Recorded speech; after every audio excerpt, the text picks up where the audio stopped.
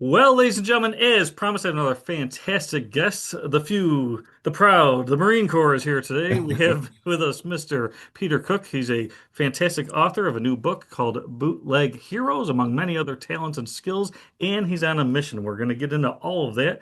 But first, just because it's the Lima Charlie show, we'll do a radio check. Peter, this is Rob. How do you read me? Over. Lima Charlie, Rob. Lima Lima Charlie. Charlie, loud and clear. Fantastic. I want to Yes, thank sir. you so much for getting together with me. We pre-record this and it's dark 30, I know, because you're out in almost sunny LA, but the sun's not up yet, is it? It is not yet out. No, nor is my spouse nor my child. So we are doing this on the slide. It's fantastic. Yeah. Let's get into it. First of all, great book, and I want to talk about the origin of that for sure, and I want to get into the mission you're on for literacy. But if you don't mind, for our audience that hasn't been introduced to you yet, let's back up a few years, shall we? And Yeah. let's go back in time. Let our listeners know what led you to join not just the military, but the Marine Corps in the particular field and skill set that you learned. What was your interest? How did that come about? Oh gosh. Well, yeah, it was really a straightforward truth. I'd gone into the guidance counselor's office in ninth grade, and I ring in at 64, so we're talking 1976 or something.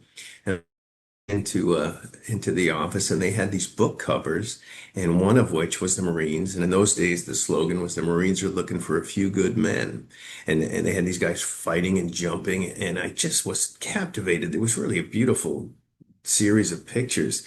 So I skipped the appointment with the guidance counselor, grabbed up one of the book covers, and cut off the corners and put it on my wall at my parents' house, my old room, and said, I'm doing that. And that was it. That was absolutely all I really wanted to do. I was eager to drop out of high school, and made every effort to fail so that I could get in the Marine Corps. And my dad insisted that I graduate. He didn't insist on the GPA, so I got a very minimal GPA. Managed to get through high school, and joined a few weeks after that, 1979. Yeah, never looked back. It was a great Yeah. move. Thank goodness for those book covers. Oh, it's fantastic. Yeah, illustration, right? Illustration matters. Yeah. Yeah, right. You can judge a book by its cover. It's mandatory. In fact, if anybody ever looks up Bootleg Heroes, they'll see that cover, and here's a shout out, was done by to look like a vintage movie poster, and Trevor Denham did the poster, did a beautiful job, and he's a former Marine. Yeah, that's Yeah. fantastic. I So love that. so there you go. I love it. Best branding in the world is our mutual friend. We were introduced by Brian O'Hare, Yes, another great guy. Marine, and Brian says this all the time. He says the Marine Corps is the best branding ever of anything in the universe. Oh gosh, I was with a couple yesterday. We're talking about how the world works or doesn't, and the fellow was a Moroccan guy, really nice fellow. It was Melissa, and his name is Charles, and he was asking questions. We were kind of getting to know each other, and he said, "Oh, well, the Marines, they're it." And this is a guy not raised here, familiar with the culture, of course, but so that branding is a real thing, and it's an honor and a privilege to have worn the uniform, and then to promote and to recognize that any perhaps potential success I've had down the road, it's all traced back to that, because I was a knucklehead kid who saw the light. With the help of the Marine Corps, they shined the path. So I'm right there with Brian, who Yeah. is, by the way, let's plug his book, Surrender. I mean, Oh, he's a fantastic. terrific Yeah. guy, a marvelous writer, and I'm glad he brought us together. So Yeah, absolutely. I had a pleasure seeing him just briefly this past week. He was up at Syracuse University, which does a fantastic job for veterans. They have a whole institution for veterans up there, and we'll probably do a full story on that later. But yeah, great guy, and he's always connecting folks. This is what he does. This is what we like to do. We take care of each other, and it's fantastic. So, well, thanks for letting me come visit you. This is really a oh, treat. for sure. Yeah. So 78, 79. Hmm. You show up to get a paycheck to get yelled at by some strangers. Yeah. Yeah, You indeed. you Yeah. go through a very good fitness gym orientation of how to work out, and Yes. what went on Very. from there? How was your entry and your first duty station? How were those first few months or year or so for you? It's funny because when you ask those questions now in 2025, they mean something so different than they did in 79. For example, boot camp was astonishing to me. And I remember coming out of the chow hall in third phase when you're pretty well solid and you're there. And I had a belly full of chow and I was putting on my cover, kind of tapping my t-shirt, thinking, yeah, I like this. This is good, because you've gotten over the arc and you've been qualified as a marksman and whatever it is. And so I remember easing into boot camp eventually and just appreciating it in the moment. But now looking backwards, even my first duty station was in Cherry Point, North Carolina, 3531 basic motor T. So I learned how to drive these great big trucks, which it had been a dream to do that when I was a kid. I really wanted to be a cross-country trucker. I thought that would be the thing for me. Didn't turn out that way, but it was a great idea at the time. But I did get to drive trucks, and that was a great thing.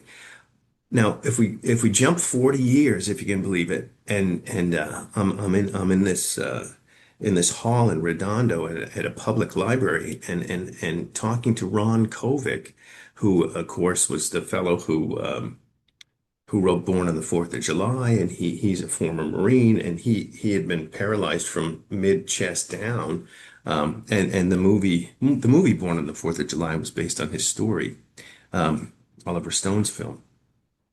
And I asked Ron, I asked him a question. I said, the only thing, Ron, that we have in common is that we were both at Cherry Point. And because he had been at Cherry Point, I had been at Cherry Point at very different times. And then I asked him what it was like to be him and was he proud of being a Marine? And this is a fellow who's sacrificed three-fourths of his body for all those years, 69, I think it was January 68 or 69 when he was paralyzed. And he said the most remarkable thing. I actually recorded it, Rob, but he said that I never put down the Marine Corps. I tried to be the best Marine I could be, and I was very proud to be in the Marine Corps, and I am proud of having served. And so he is a peace activist writ large. And he ended his response by saying, but what we're talking about is two things coexisting in our minds, two opposing things, and they do coexist, and we can think two things at once. And I thought, that couldn't have been a more oh gosh, I don't want to say satisfying because he didn't say it for me, but a more admirable, I think, is maybe the best term, response. I thought, God, what a guy. Here he is, able to carry those two thoughts and carry those from his place in a wheelchair. And he's the least when you get a chance to talk to Ron Kovic, the last thing you feel is any sense of pity or Right. something foolish like that. He's a really robust, energetic, and funny too. He's a really charming guy. Yeah. So that was interesting to me, the idea of really super interesting, holding two things together at once, which we all have to do, I think, if we give it a fair shake. Yeah, I think a lot of folks, and I hear this from listeners frequently, they're especially those that aren't familiar with the military. Maybe this show is the first time they've heard two veterans talking. So I do get the comments from time to time where people seem to be marveled that there's so many veterans that appear to be anti-war.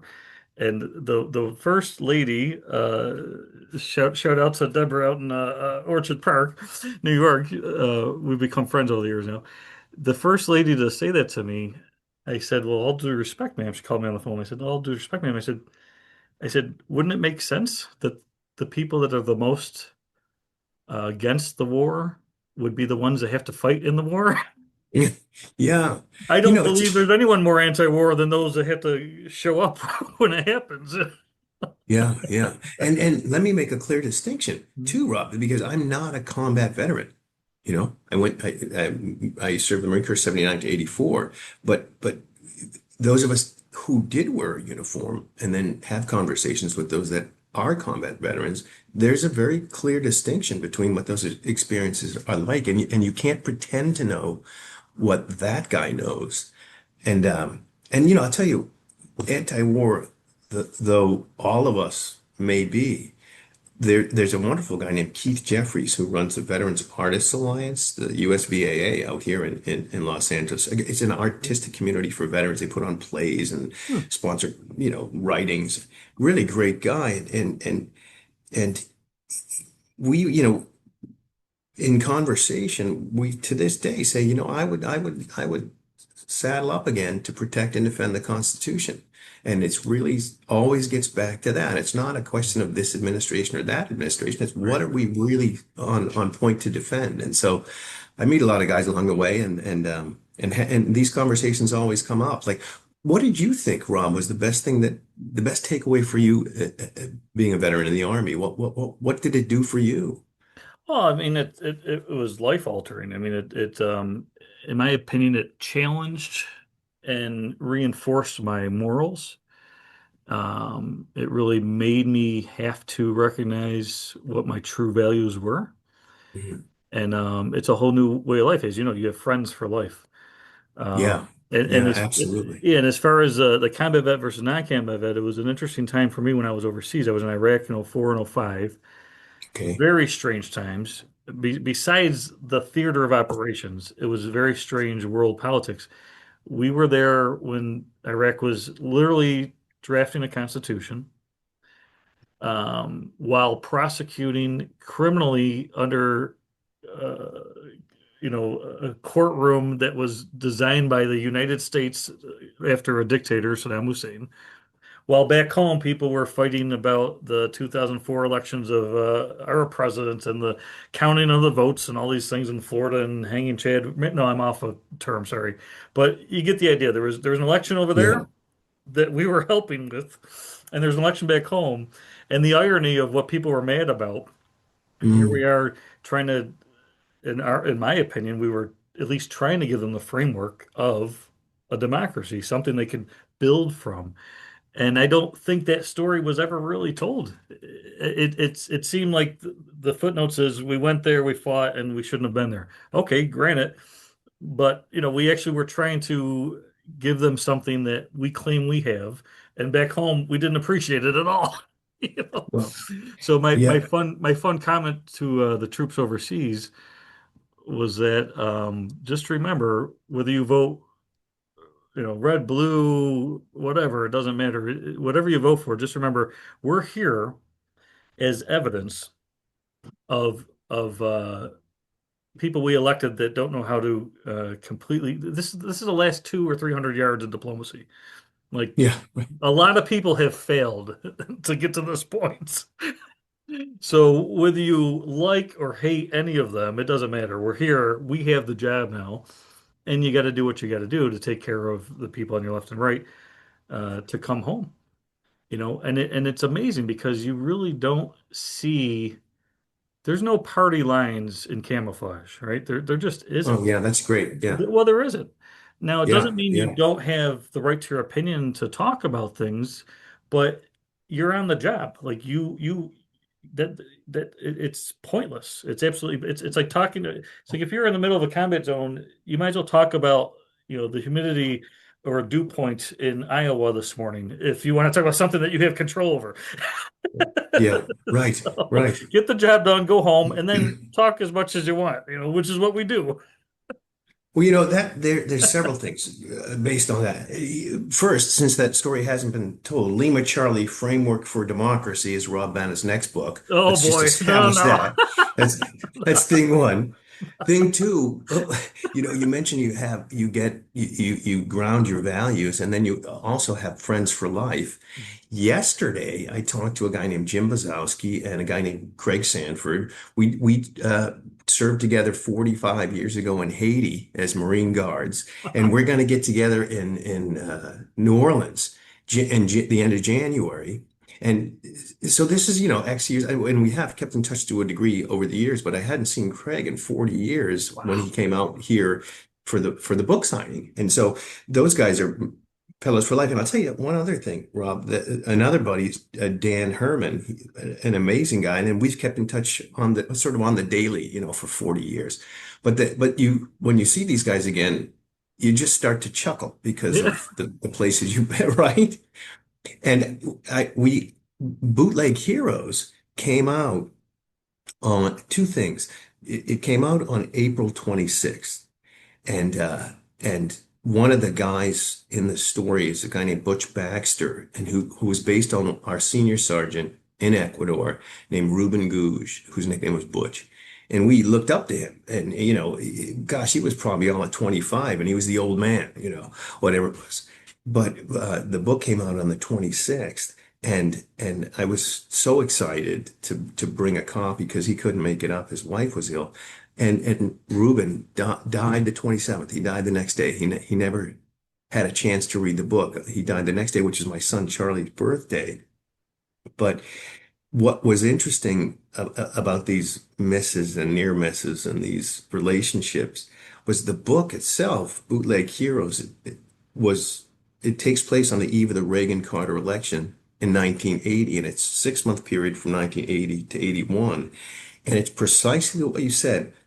There's no party lines in camo because in those days, uh, you know, we could say, I want this, I want that, I'm in this party or that party, or, it wasn't about that. You could really challenge each other, drop a few of the serious curse words, blow up about politics or what have you, and then go out and have a beer or have a coffee Mhm. so we somehow seem to be able to disagree better in those days. So the idea was to take some of the fragmentation today and turn the clock back a little and say, well, the issues haven't changed. How have we, and how can we change forward so we can get to a better feel good? Because if I believe in anything, I believe in the United States Marine Corps, and I believe in the Constitution, and I believe in this country.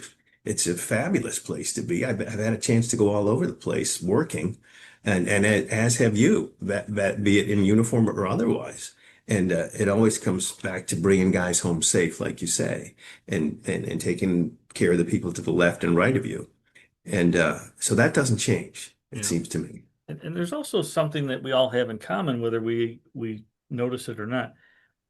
When you're in the military, especially active duty, uh, especially on a mission where you're not at your normal duty station, whether it's combat or just a peace mission or what have you, the ability to have conflict resolution is a skill that we have that literally whatever nonsense we might have had in our minds as a lazy teenager the day before we went to basic training or boot camp, that was verbally exercise. It was like an exorcist happened. Like they took that out of us Right. because they made it absolutely clear within 24 hours that two things: you can't quit and you're not going to get fired.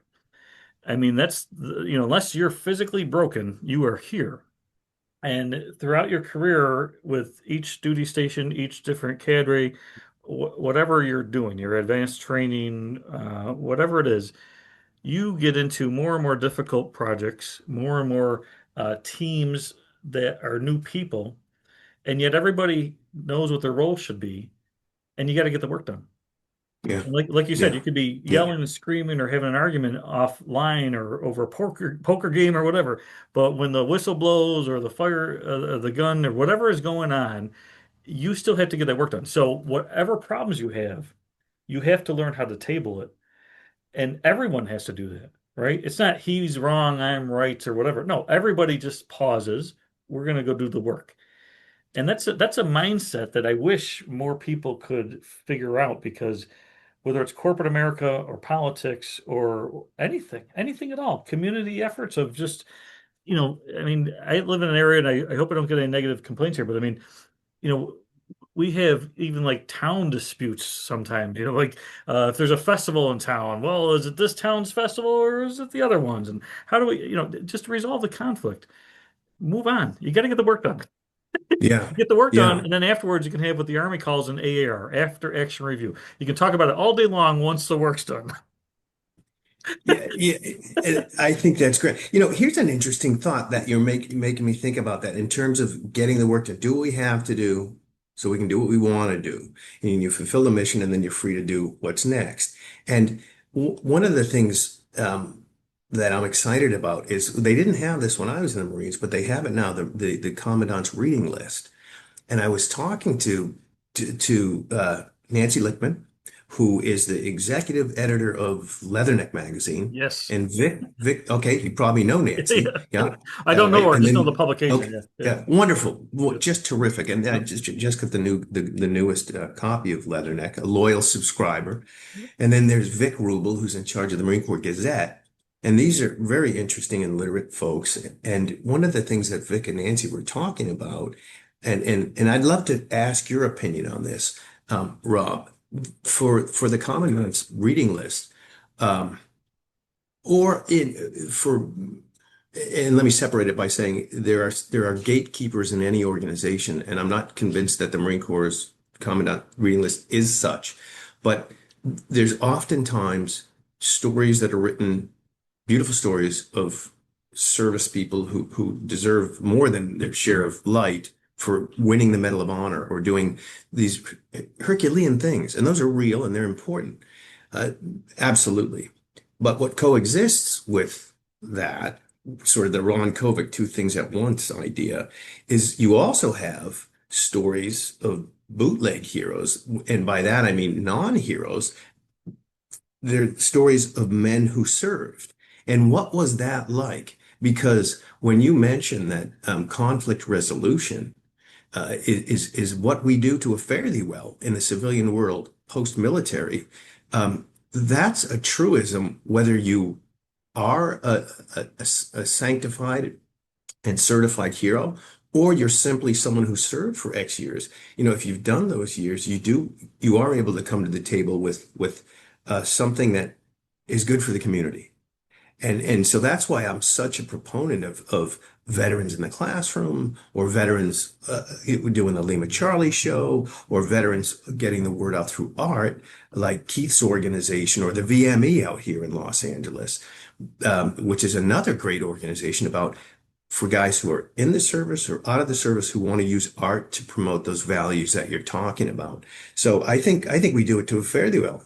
And one of the hopes for me is to like Brian's book, Surrender, be able to illuminate things that are creaky and difficult and not polished and not squared away, but ragged and fragmented and distorted and crazy, and allow a space for those stories so that we can say, yeah, that's authentic human behavior and nothing to be ashamed of.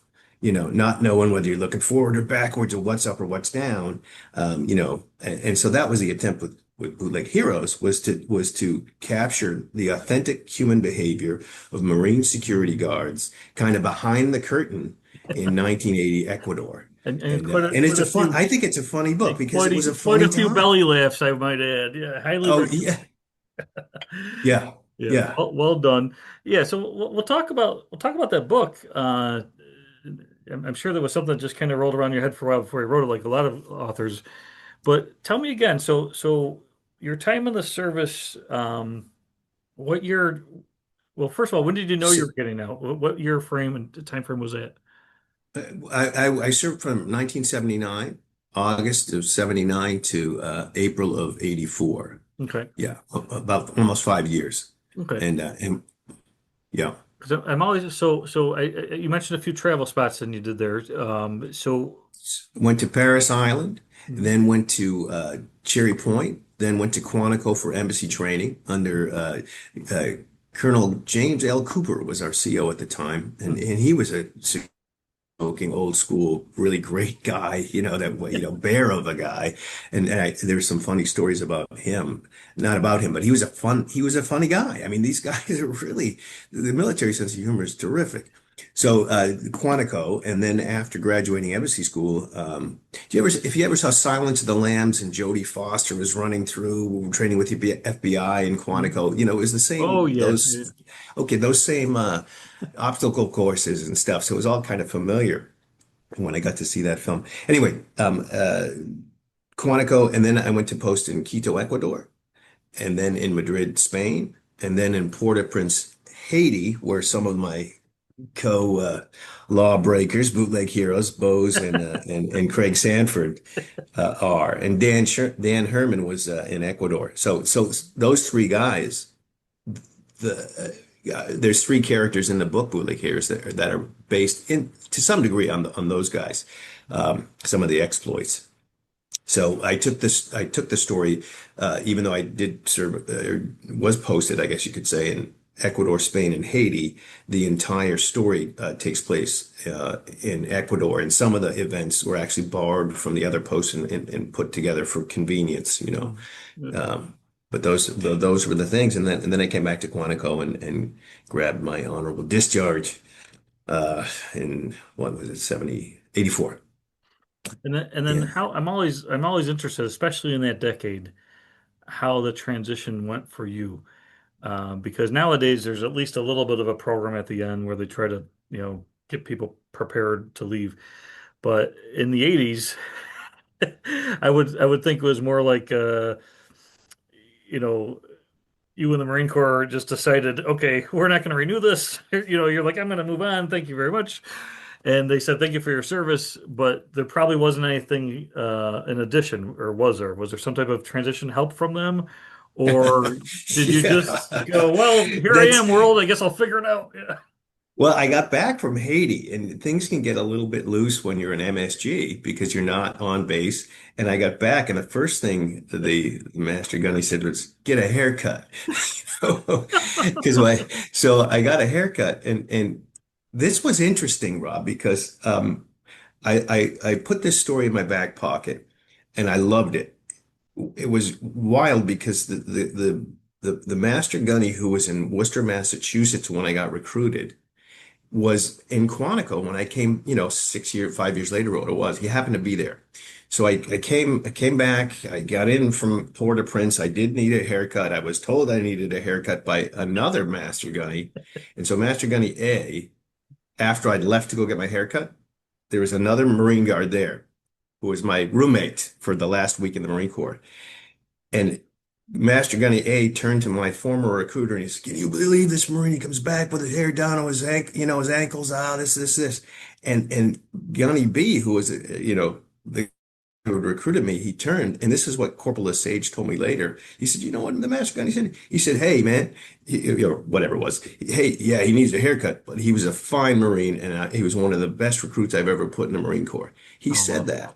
And that got back to me because the guy was in the room. So I Yeah. kind of marched out thinking, all right, I did my tour. Yeah. But that was a great final exit line. But that was the extent of it. Get a Yeah. haircut. This guy said you did a good job, and I get the hell out of here. And so, there was no preparation beyond that. But who cares? Because in a sense, Rob, there was huge preparation. There was no formal disembarking going on, but there was those things that you learned that you're not going to get those anywhere, No, but in absolutely the not. active duty Marine Yeah. Corps or the Army. So I'm So, forever grateful, really eternally grateful. I loved being in the Marines. I yeah. absolutely loved it. It's Yeah, fantastic. true. Yeah, that's fantastic. Okay, so you went on. What was the next chapter? We'll use book terms. Yeah, what was the next chapter for you then after the Marine Corps, and Well, then I migrate into today and catch us up to speed here? Okay, well, just so I was coming to the end of my tour. I was in Port-au-Prince, Haiti, and I had met this woman named Pat Crane, and the fellow she was with at the time was Lawrence Harrison, and he went on to write so many books. Under Development is a State of Mind, The Latin American Case, Culture Matters, and they both passed since then. But they were this sophisticated, foreign service couple, had been around the world, and they said, you what are you going to do when you get out of the Marine Corps? And I said, well, I'll probably work in a gym.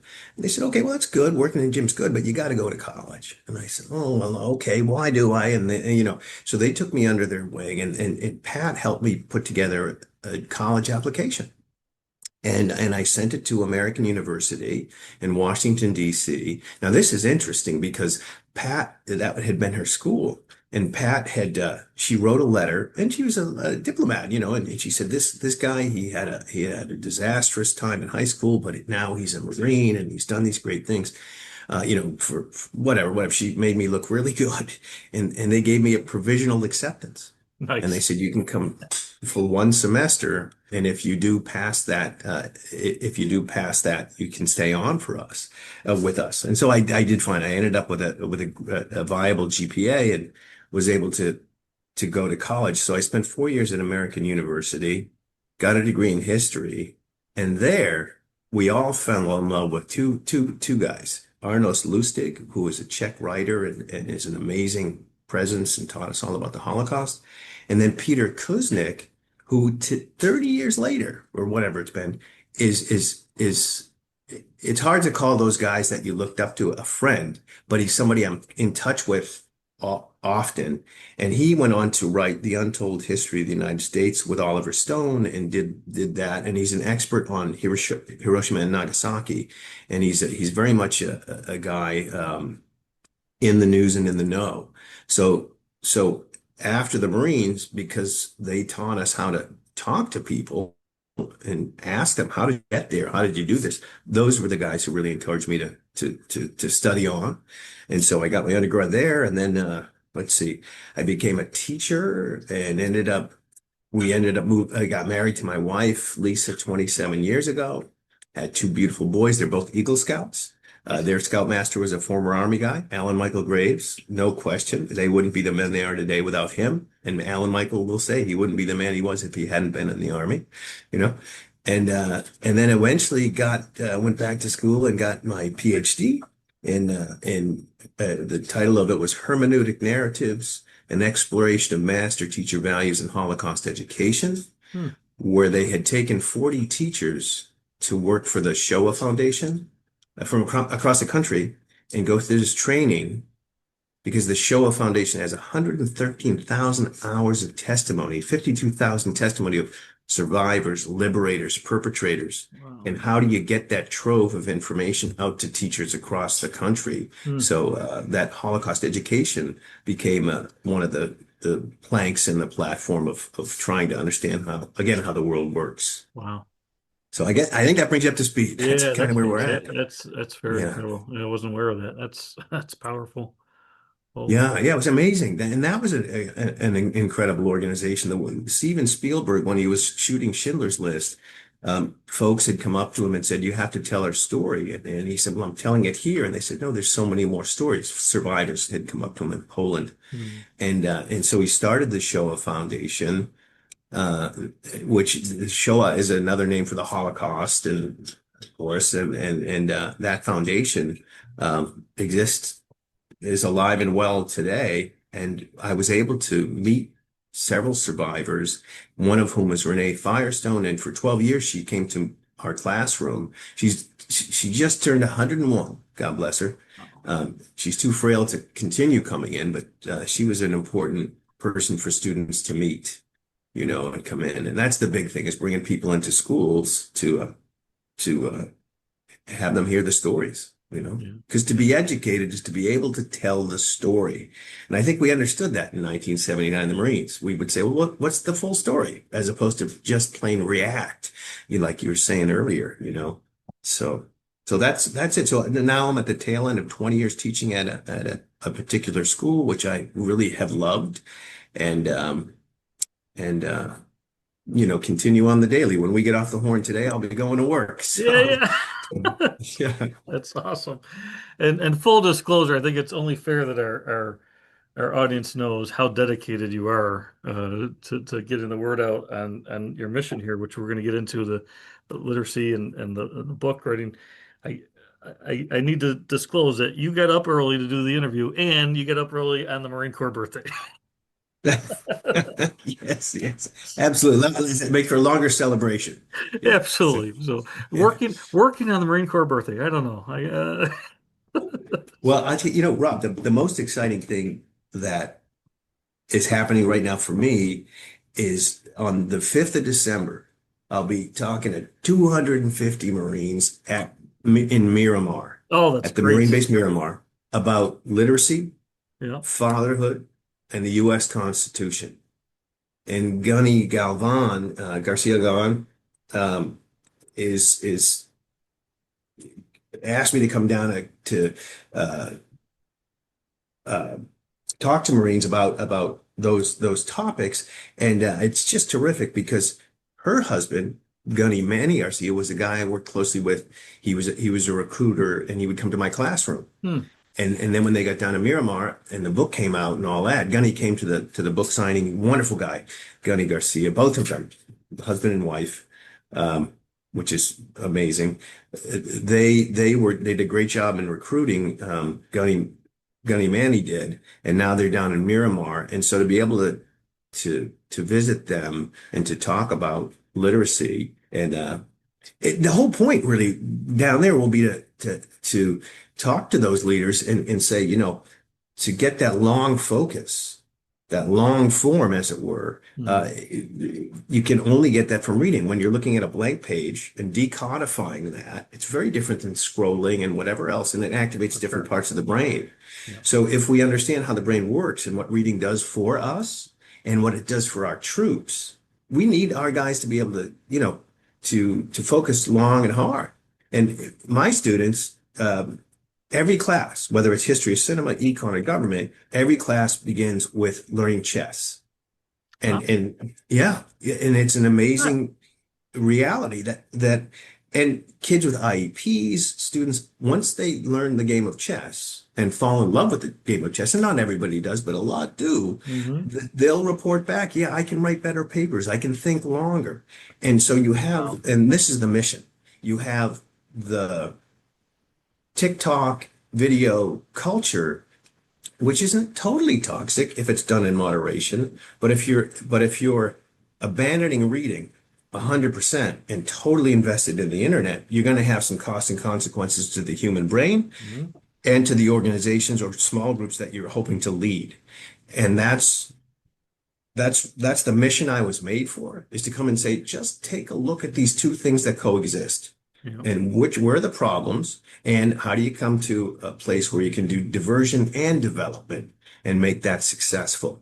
And you can. It doesn't take long for the brain to readapt and electrify once it's reintroduced to reading. It's very pliable, so it's not damage to the brain that's irreversible. It's just what areas of the brain light up when you're scrolling and TikToking and all of that versus what areas light up.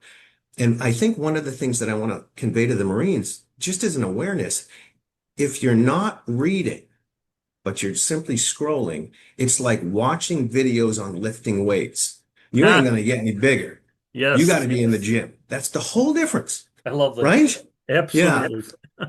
So yeah. And I know you're a big literacy guy and reader, and you're a long form Well, artist, and you those have to things be. You have to you be. have to And be. I really fear for the education system right now that we've seen post-COVID. I really do, because I have a lot of dear friends who are teachers.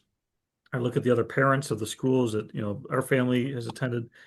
The attention span of these kids is just like, I'm not trying to pick on the kids. I'm just saying that the reality of too much of this feed, right? Whether it's their social media or short videos. If you ever go onto YouTube Kids, for example, it's supposed to be customized so that kids are a little bit in a safer environment, but they're all very, very short videos. I mean, this is the world that they're in. So they're not, their brain is being trained to not focus for a long period of time. So that's a heck of a challenge for the teachers. It's a heck of a challenge for the parents at home.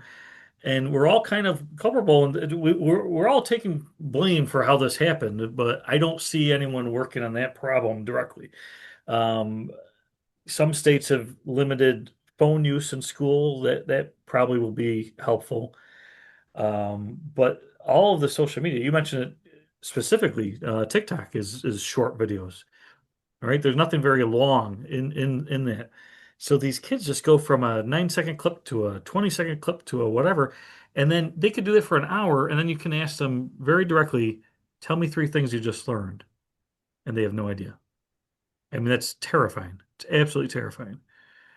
Well, and I think you have the answer in the question in that you said, we fear for these things, and that was the key motivator for us as Mhm. Marines or Army guys. Is once you acknowledge the fear, then you realize, there's the problem, and it's my problem to untangle. Yep. Now, there when we would come across problem in the Marine Corps, they would have un they wouldn't say untangle, but they would there was a way Yeah, to yeah, yeah. A yeah. foxtrot on Yeah, foxtrot. yeah, Yeah. on Foxtrot. And so that's where we're, that's exactly right. And so the way to unfoxtrot, I like that, is to recognize a problem And then the reason that it's gone past fear now, for me, because it's actionable.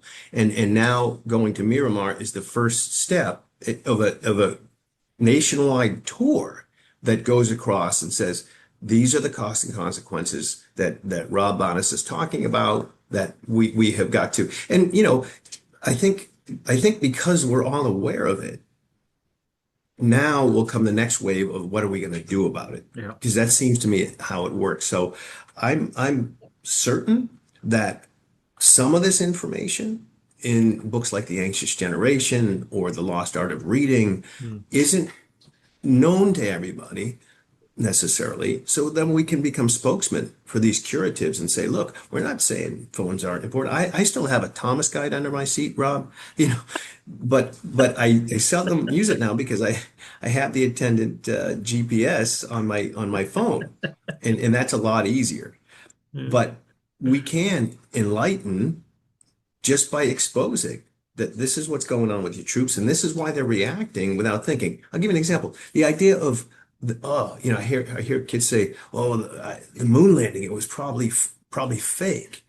And if you simply ask the question, why would not could you fake it with CGI, but why would the government fake it? Mm. Then the thinking begins like, oh yeah, that would be pretty pointless to fake to what end, So we can start to attach a little bit more reason. And the great thing is kids do fall in love with reading eventually if they are able to find a book that speaks to them. Not the one that they're issued and but the one that and so by bringing in books and going to public libraries and saying I'm a teacher, you can get all these books, and it's not every book appeals to every kid, but reading eventually works out for a lot of us. And I had a group of kids called the Brotherhood All-Stars, which were all this really tough group of kids that I went to the admin and I said, let me take all these guys on and let's get them together. And they were always being thrown out of class. They were all, and I understood that because I was one of those guys when I was a Right. kid. Most of us were. And most of the guys that don't want to be told what to do are it's for a reason because they're pretty doggone smart and they have some good ideas. So day one, when they came in, this brotherhood, I had gotten the group and I asked them all, do you want to be in this class? What'll it be like? Maybe a little advice, this. And so we recruited the kids that were on the dean's list, really quote, problem kids, end quote. And we spent a year together. And this is what happened, Rob. We started with day one, and this is straight out of the Marine Corps. They would have this exercise in the Marines where you're given a lanyard and you're given this flagpole. Remember this one? And you have this much cement. What's the right equation? So we'd all write it out really quickly and oh, this is it. Wrong, wrong, wrong. Well, what's the answer? If you're the lieutenant in charge, it's Gunny, raise that flagpole. And then you step out of the way. Well, I had this dip pull-up bar thing in a box, and I told the fellas day one, I said, I can't make you do anything, but I can ask you, gentlemen, will you build this, please? And I stepped back. By the end of the day, they built that, and they were swinging on that pull-up bar the entire year. Now, That's it wasn't great. all easy. It was really tough. But Yeah. at the end of the year, this group cohered, and they ended up winning the high school Olympic Cup where they did volleyball and they became a unit that when they were winning the last game was the basketball game and the most beautiful thing I've ever seen was these guys smiling on the court and throwing the ball to where they knew the other guy was. They weren't even looking. It was like the Harlem Globetrotters. That's Now, I'm awesome. not a basketball coach, but I'm convinced that some of that had to do with their studying chess and to be able to have long focus. Yes. That's the pitch anyway. Oh, that's fantastic. I love that. Yeah. It was great. It was a That's some great year great with those guys. tactics. You have some great tactics you're deploying there. That's very impressive. Oh, well, I appreciate you. But again, you know where it goes back to? It goes back to Paris Island, Yeah. 1979. And these are the great things. And we do have this problem of literacy and fragmented learning, but we are coming to understand the solutions. And so we implement them and we unfoxtrot the problem. That's right.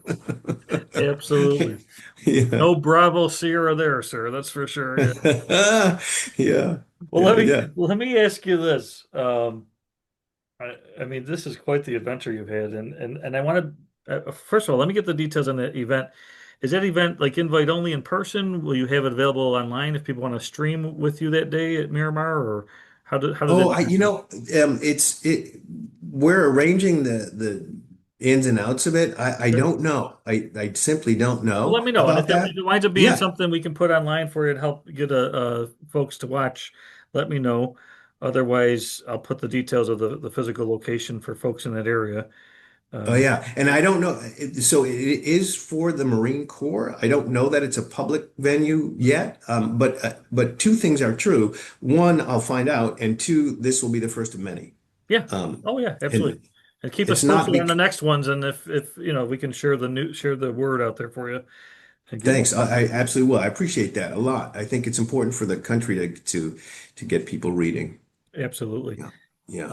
Well, let me ask you this. So you've been through all these adventures now. I mean, tons of adventures in the Marine Corps, tons of generations of people that you're working with now, learning from, teaching, showing examples of now.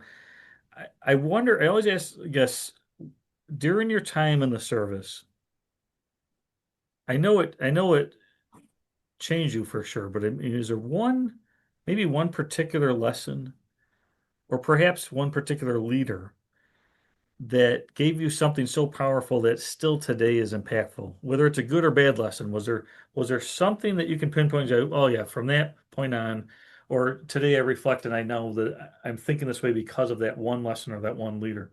Anything like that stick out in your mind as a kind of like a aha? Yeah. Yeah. Gosh, that's a great question because you get this flood of thoughts about who and how and all of that. But I'll tell you, this was a great thing.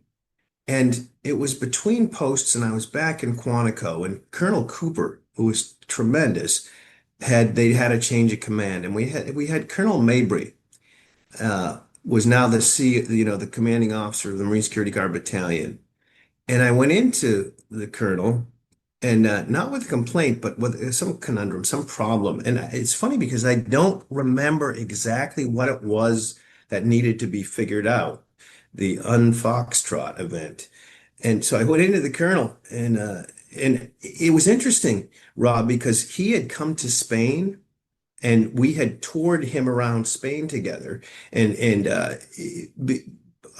because I'd been in Ecuador and because I'd been single at the time and because I had incentives to learn the language, my Spanish was pretty good. So I went from Ecuador to Spain, and we had the driver and then myself and Colonel Mabry, and we were going around Madrid. And I was able to say, oh, ask the driver, what is this and that? And it was a tour. It was a tour of Madrid, and it was an amazing thing.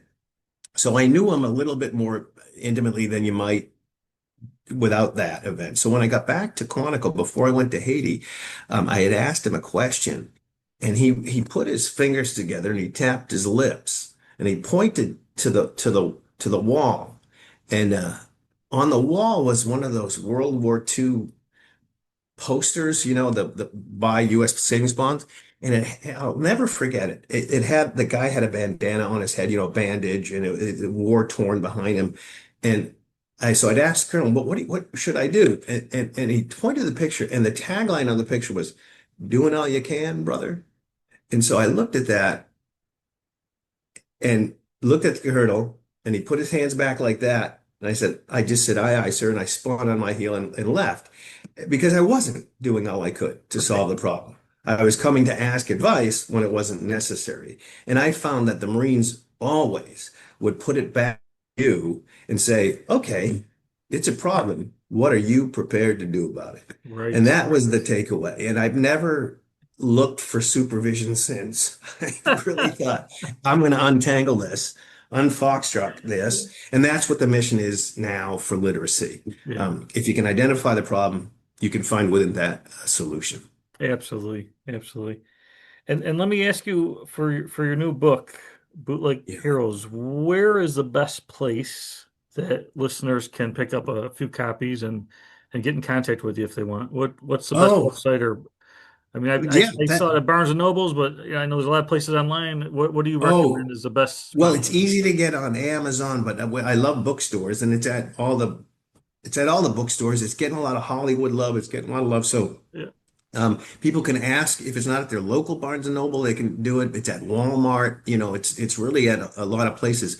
I find that the thing to do when you're looking for a book somewhere is to, if it's not in the store, but it's in stores, and you go to your local Target and say, "Do you have Bootleg Heroes?" A lot of times they'll ship it to you for free from right there. Oh, So if great. you don't like Amazon for whatever reason, or you like this place and you want to support the mom and pop place, but it's in a lot of places, Rob.